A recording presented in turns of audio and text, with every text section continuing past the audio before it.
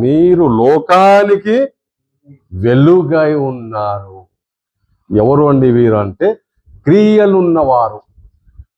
ఆ క్రియలు క్రైస్తవులు ఉండాల. ఆ క్రియలు ఉన్నవారే క్రైస్తవులు. ప్రతివాడు నేను క్రైస్తవుడు, నేను క్రైస్తవుడు, నేను క్రైస్తవుడు, నేను సేవకుడిని, నేను చెప్తున్నాను వాక్యం కాదు.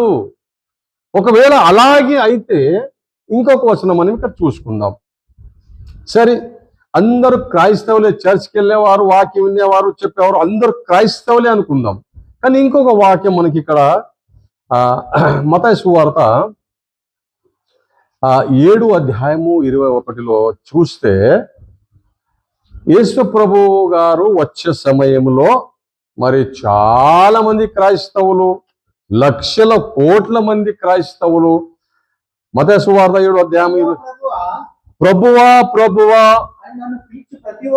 అని నన్ను పిలుచు ప్రతివాడును పరలోక రాజ్యములో ప్రవేశింపరు గాని పరలోకమందున్న నా తండ్రి చిత్త ప్రకారము చెయ్యువాడే ప్రవేశించును అని వాక్యము చెప్తా ఉంది. దేవుని నామముకి స్తోత్రం కలుగునుగాక. ఇక్కడ సమాధానం మనకు దొరికేసింది ఆల్రెడీ.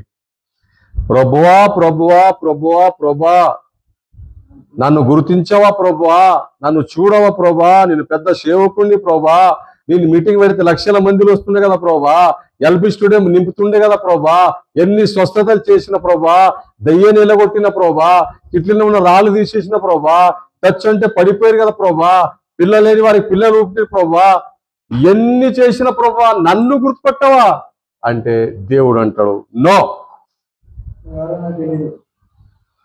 కింద చూసాం యేసు గారు ఏమంటున్నారు, ఆ దినమందు అనేకులు నన్ను చూసి ప్రభువా ప్రభువా మేము నీ నామమున ప్రవశింపలేదా, నీ నామమున దయ్యములను వెలగొట్టలేదా,